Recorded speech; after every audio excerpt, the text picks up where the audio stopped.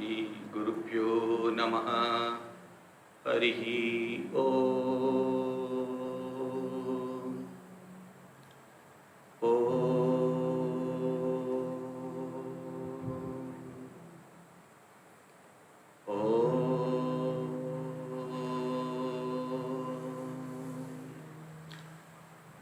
पार्थाय प्रतिबोधितां भगवता नारायणेन स्वयं व्यासेन ग्रथितां पुराणमुनिना मध्ये महाभारतम् अद्वैतामृतवर्षिणीं भगवतीम् अष्टादशाध्यायिनीम् अम्ब त्वामनुसन्दधामि भगवद्गीते भवद्वेषिणीम्।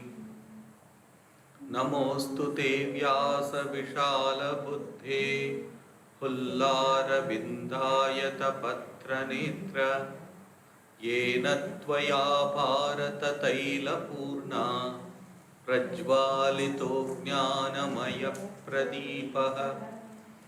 प्रपन्नपारिजाताय तोत्रवेत्रैकपाणये ज्ञानमुद्राय कृष्णाय गीतामृततुहे नमः। सर्वोपनिषदो गावो दुग्धा गोपालनन्दनः पार्थो वत्सः सुधीर्भोक्ता दुग्धं गीतामृतं महत्। वसुदेवसुतं देवं कंसचाणूरमर्दनं देवकी परमानन्दं कृष्णं वन्दे जगद्गुरुं। भीष्मद्रोणतटा च यत्र तजला गान्धारनीलोत्पला शल्यग्राहवती कृपेण वहनी कर्णेन वेलाकुला। अश्वत्थामविकर्णघोरमकरा दुर्योधनावर्तिनी सोत्तीर्णा खलु पाण्डवैरणनदी कैवर्तकः केशवः। पाराशर्यवचः सरोजममलं गीतार्थगन्धोत्कटं नानाख्यानककेसरं हरिकथा सम्बोधनाबोधितं। लोके सज्जन षट्पदैरहरः पेपीयमानं मुदा भूयाद्भारतपङ्कजं प्रध्वंसि न श्रेयसे।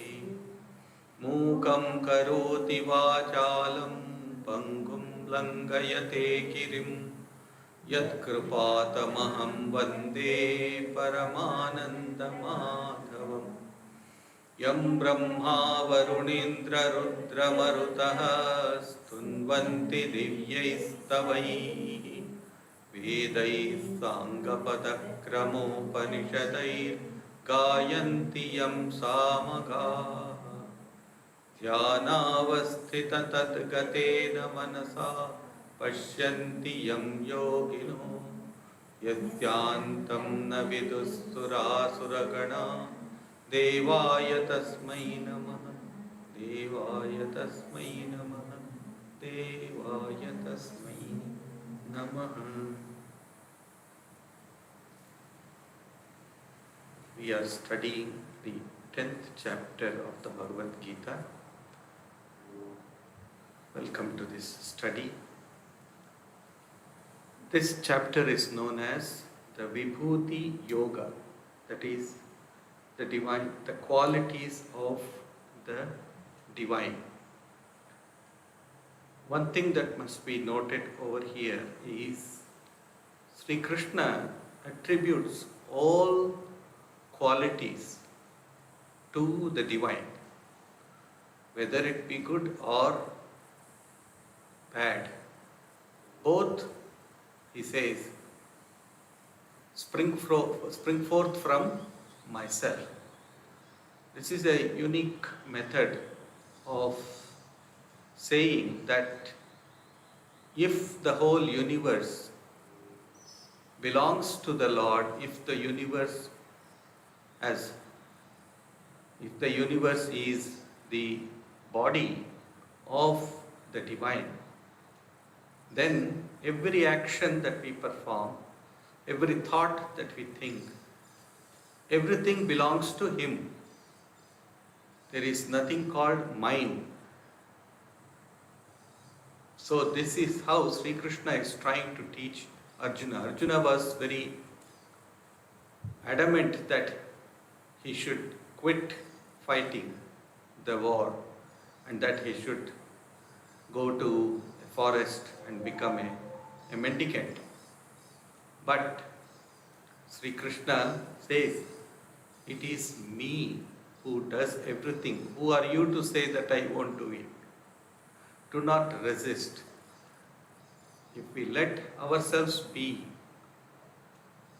a vehicle of the divine to flow through, or a channel of the divine to flow through, how can we stop anything from happening?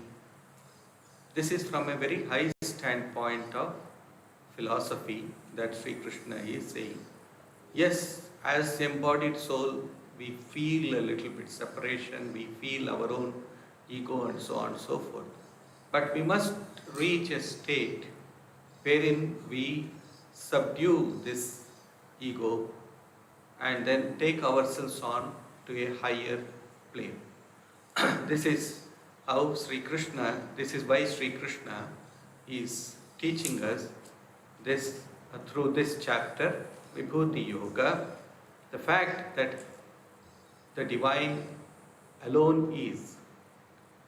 Nothing but the divine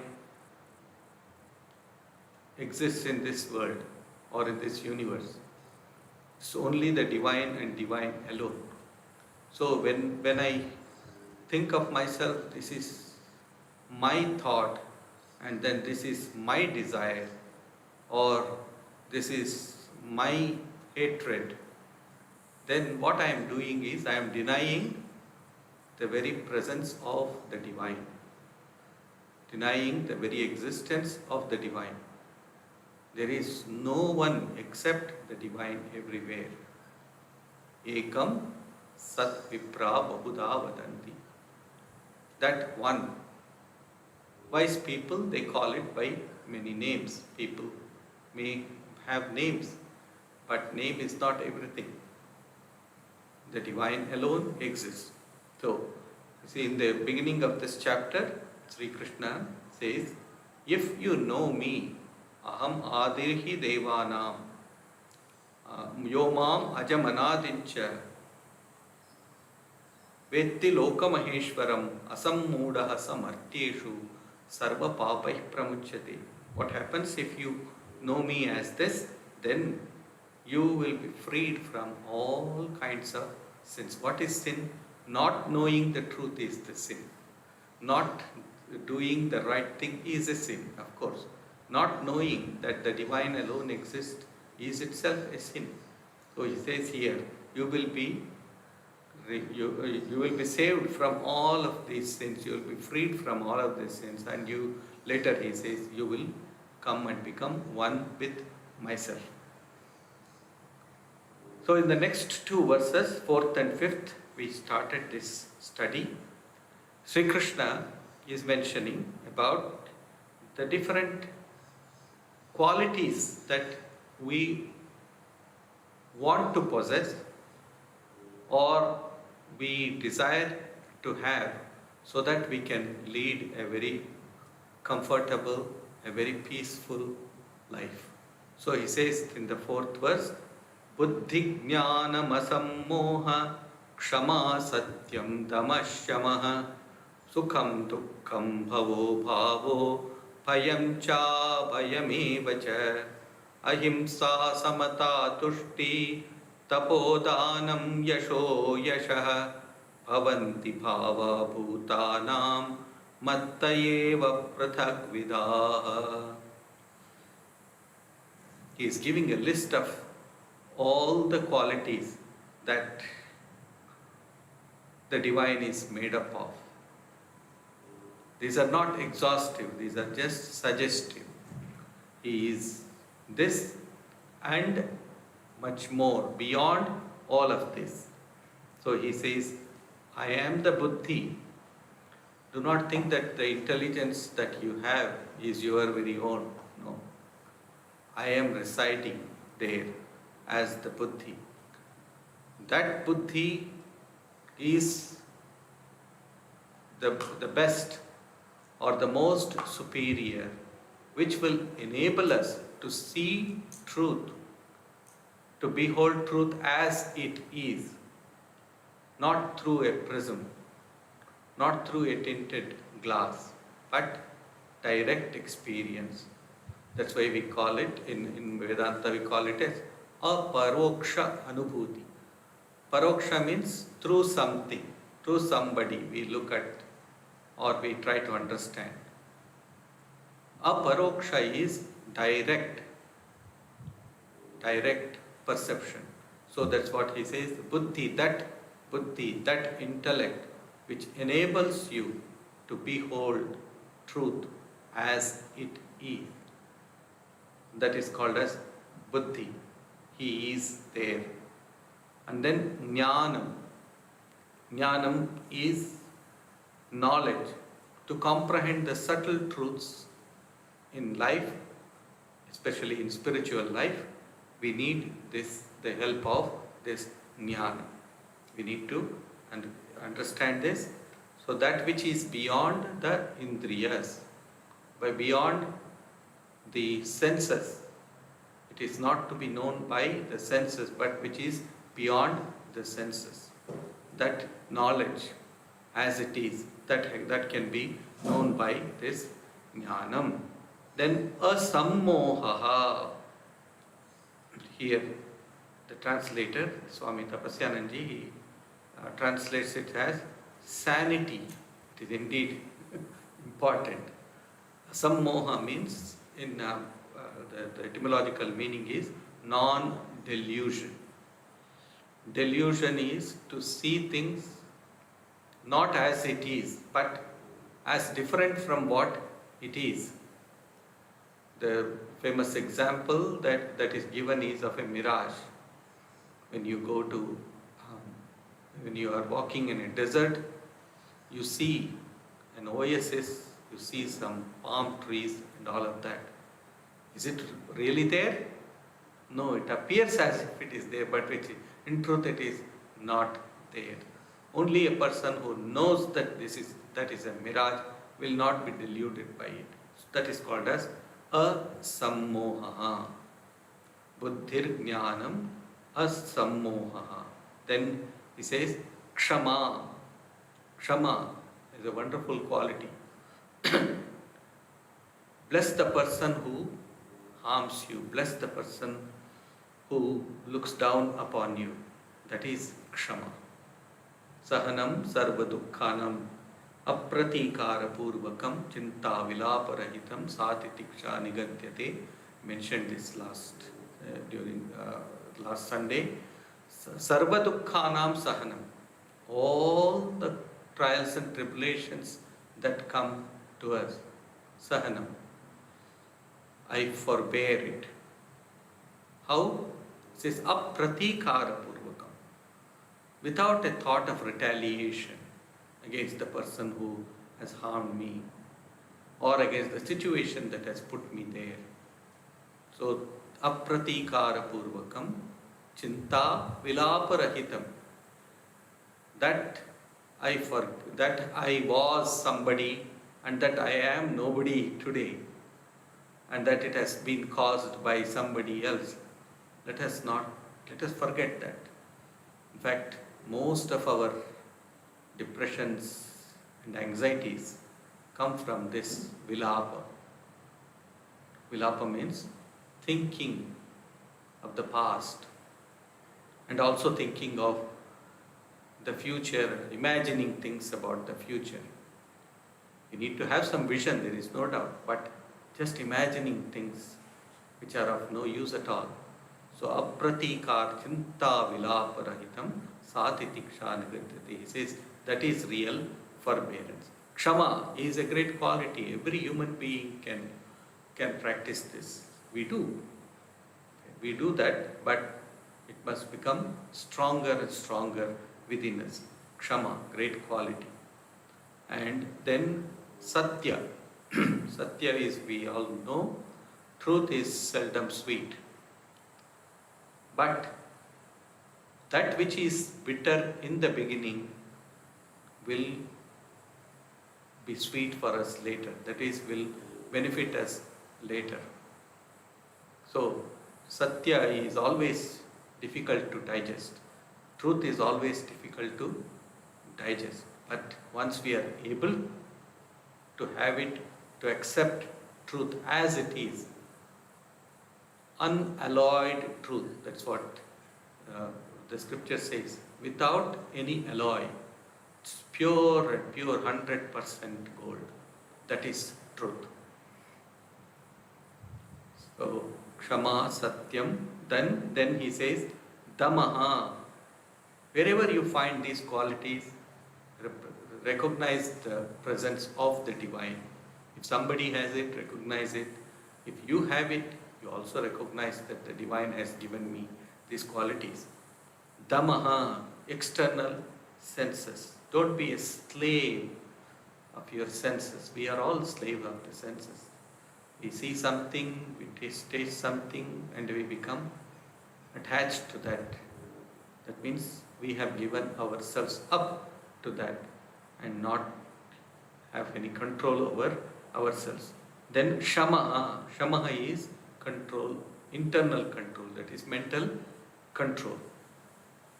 So before we jump into something, let us try to think about whether this is going to do me eternal good, or is it only going to give me a little bit of pleasure and then afterwards it turns sour. No. That's why that is the function of Shama. Otherwise, if we do not stop it in the beginning itself, it will assume gigantic proportions. Tarangaite ime api samudrayante, says Shankaracharya. Tarangaite. It may start as a small wave or even a small rise in a breaker in the ocean. And then it comes, as it comes nearer and nearer and nearer to the shore, it assumes great proportions that it may become cyclonic as well. Therefore, control, inner control is an essential thing for all of us. And if we are able to have this inner control, it is indeed the grace of the divine. Kshama, Satyam, Damashamaha. Then he says, Sukham. I am Sukha. I am happiness itself. All happiness comes from the divine. Whether it is physical happiness or spiritual happiness, all happiness ultimately spring from the divine. Along with happiness also comes dukkha. Misery also comes. It is like the shadow following a being. It's always there. We cannot help it. It will be there, round the corner waiting for us. One hand gives and the other hand takes. That's what it is, dukkha. But we try to hold on to the sukha, to the joy alone, to the pleasure alone, very tightly. Swami Vivekananda says, do not hold on to it very tightly. Nature will force you. It will take it, snatch it from you away. It will just snatch from you. There is no other way. So, dukkha also is there. If I am enjoying something, I must also be prepared to pay the price for it. Dukkha will come. So, but having said that, Sri Krishna here says, I am in dukkha also. I am in the misery also. I am present there also. He is present there. All the pairs of opposites, in all the pairs of opposites, he is indeed present there. Then bhavaha means creation. And then abhavaha, that is destruction. He is there in creation, he is also in the destruction. Then bhayam cha, I am there in fear as well. See, all of us are afraid of the future. We are afraid of the future because why? We do not see what is there in the future. We really do not see what is there in the future. But adhira, that means a person of steady wisdom is one who is not afraid. I will go forward. I will face the situation when it comes over there. In China, the Chinese people say, we shall cross the bridge when we come to it. So that is why impose the fear upon yourself. So bhayam is fear of the unknown, fear of the future. So we become so apprehensive about it and we just give up. So, but the Lord says, look, I am there in it also, but you just have to go to the next step. What is it? Abhaya. I am there in the way out of fear as well. I am there in the way out of fear as well. Bhayam cha abhayamevacha, then ahimsa. The next he says, I am in ahimsa.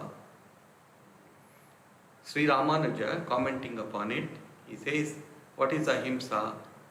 Avoidance of being the cause of sorrow or misery to others. A beautiful explanation, beautiful characterization of ahimsa.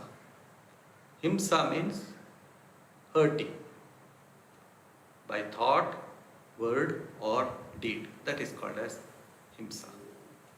Ahimsa is not hurting by thought, word or deed. Is that possible at all times? No, it is not at all possible at all times. So ahimsa, but one must aim to it. But one can do this much, according to Sri Ramanuja: avoid being the cause of sorrow or misery to anyone. Ma kaschit dukkha bhag bhavet. We all chant it, that may no misery be caused to anyone. May I not be the cause of misery to anyone. That is called as ahimsa. But Swami Vivekananda,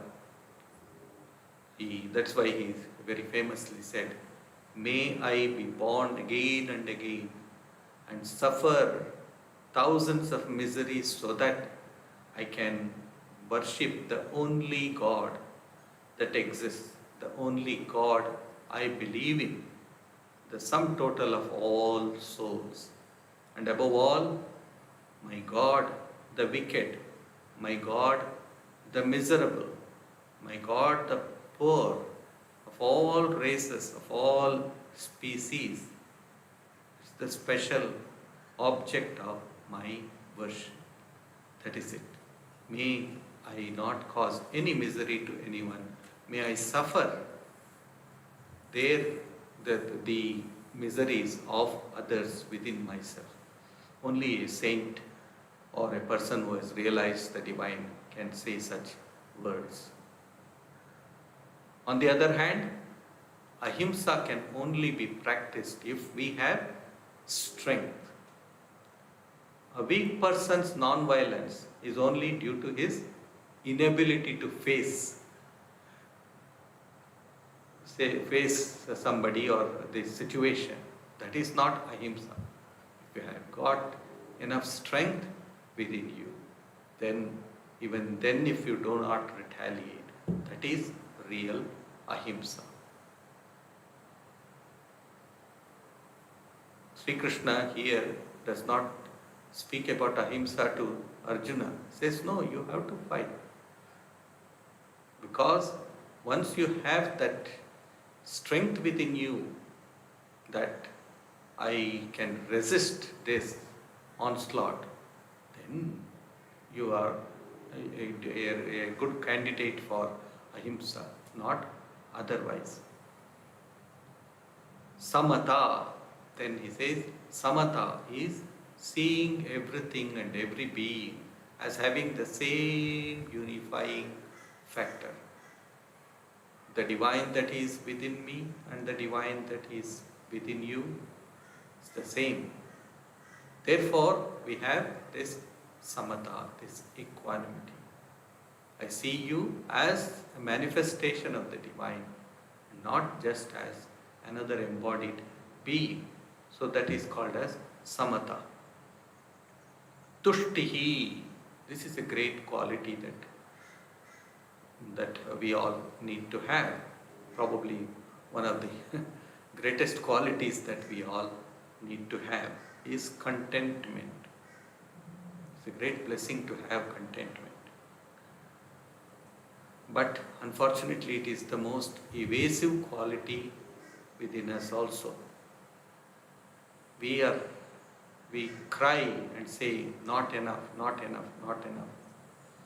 No end to desires, no end to wants. So, but tushti, this is the thing. I am happy with whatever I have.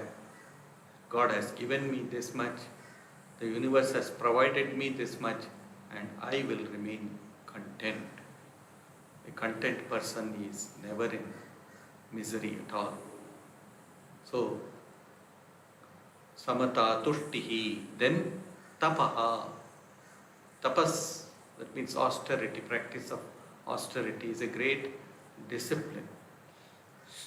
Patanjali, he says, manasascha indriyanancha aikagryam tapaha. Manasa, that is the mind. Indriya, the senses.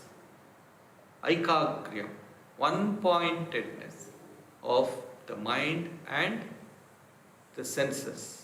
That is one-pointedness towards the goal. That is called as tapas. Forgetting everything, one just goes and puts his or her mind into that one idea. Yesterday I read a small, I do not know whether it is truth or not, but as you know this in social media sometimes they put somebody's name just to impress people. So I do not know, I cannot say that this is right, but the concept is very good, at least the story is very good. So this talks about a scientist in Trivandrum who was working for the Indian Space Research Organization or something like that. So this scientist was working, and then they had a deadline to meet. He and his friends, they all had to meet a deadline. But then an exhibition had come to the town, and it was only for a limited few days, and the children of this scientist, they said, "Dad, please take us to this exhibition. We want to see the exhibition." But he was working day and night literally, but he didn't know what to do. So he said, "All right, today I will come back. I'll come a little early, 5:30, and I will take you to the exhibition. I will come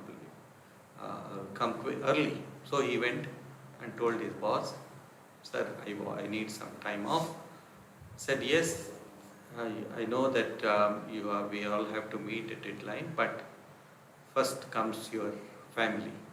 So yes, surely you leave at whatever time you want, but make sure that you go and take them." But then he got so engrossed in his work, totally, completely oblivious of his surroundings, anything at all.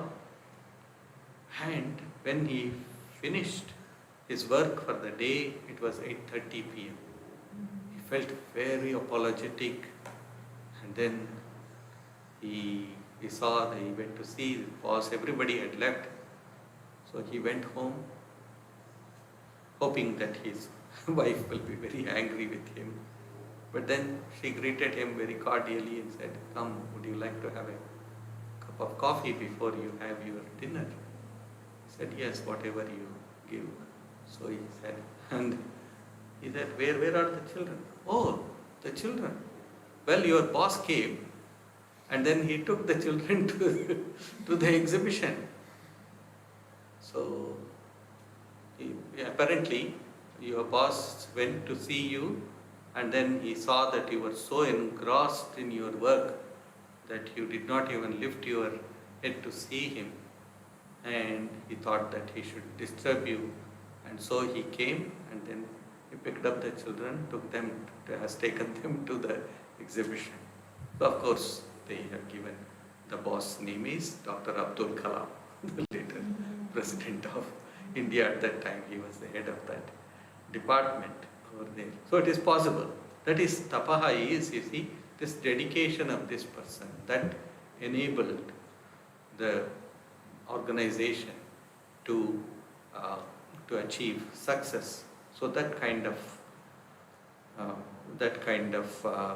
ekagrata, that is tapas. It is a great art. It's a great discipline. Then comes danam. Tapaha, danam. Danam is giving. This is also due to the grace of God. Only those who are blessed with His grace can become unselfish and can part with their time, effort, or money. Not all who have a lot can give. See, not all who have a lot can give, and not all those who give are danis. No, that cannot be. Dani is a person a real dani is one who does it so, or who gives without expecting any return, not even a thanks. That is real dana. Do we thank the rain for giving us water? Do we thank the sun for giving us the sunlight? Do we thank the fire to let us cook? No, we do not thank. But does it ever stop from giving? No, it does not. Keeps on giving, keeps on giving, keeps on giving. So that is real dana, is those who give without, as we say, the right hand does not know what the left hand has given. In the beginning of our organization, Ramakrishna Mutt, a devotee who used to come regularly, was very rich, used to come to Belur Mutt, and so he was very close, he became very close to the Swamis, and he was very much attracted towards the life of the monks. But at the same time he saw that the monastery didn't have enough sufficient funds to support the monks and also the work that they were doing. So slowly and slowly, as he began to come, a great desire, a great vairagya, a great sense of renunciation arose in his mind. Some happenings happened in his family. He lost his wife and others. So he decided, and he came and told Swami Premanandaji, who was then the manager of the Belur Mutt, and said, "Maharaj, I have got all this wealth. I want to give everything to you. And I just can stay in a small room somewhere and then continue to serve the organization." So naturally the Swamiji was very happy, said some help has come. So, but he had to take the permission of Swami Brahmananda, Sri Ramakrishna's disciple. So he was the president of the order. So he went to Raja Maharaj or Swami Brahmananda and said, Raja, look here, this person wants to give his everything and he wants to come and stay here. We can look after him, he can be here. So, of course, the person was not there.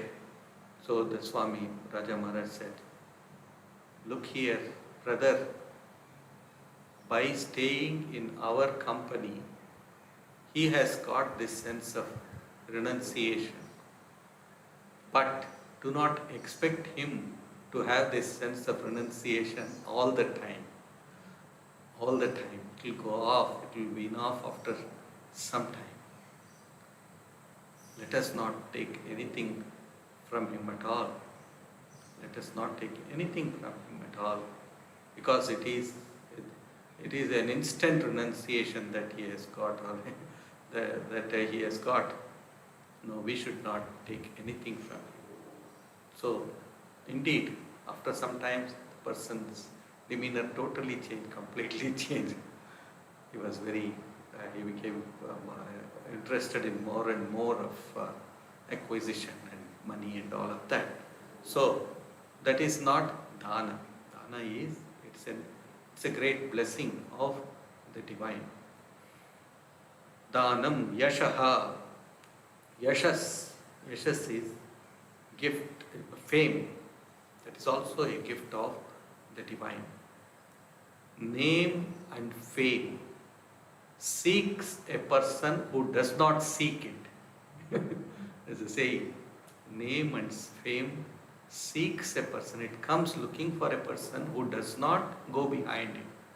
If you go behind it, it will run away faster than you can chase it. There are two types of person in this world. One who go about searching for name and fame. We see that in social media a lot. And then the second type are those who work or who serve not for any appreciation or approbation or name or fame, but they want to just work or help people out of the fullness of their heart. They want to take up something that is very challenging, what we call as out of the box thinkers. They do not care for approval or approbation from people, not at all. They will just keep on doing, head along they go. That is yashas. And he says, ayashas. Even bad reputation also is my servant. It lives for some time. People of bad reputation also get names. They also get famous, no doubt about that. And they are remembered. A Ravana or a Duryodhana, they are remembered even today. Ayashas. So that is probably what they have wished. So do not look down upon them. Yeah, they are what they are. That is the idea. Bhavanti bhava bhutana matta eva prathak vidaha. Bhutana matta eva. All these proceed from me alone.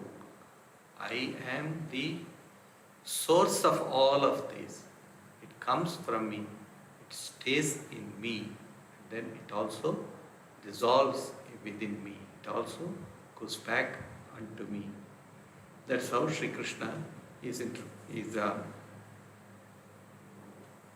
giving us an inkling or an idea about the greatness of all things, that in all great things, in all things that is high or low, see me there and not you. If you have got name and fame, it ultimately belongs to the divine.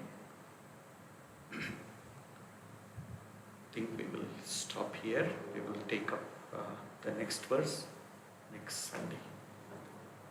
Shantakaram bhujagashayanam padmanabham suresham Vishwadharam gaganasadrisham meghavarnam shubhangam Lakshmikantam kamalanayanam योगिरिध्यानगम्यं वन्दे विष्णुं भवभयहरं सर्वलोकैकनाथम्। ॐ शान्ति शान्ति शान्तिः। हरिः ओं तत्सत्। श्रीरामकृष्णार्पणमस्तु।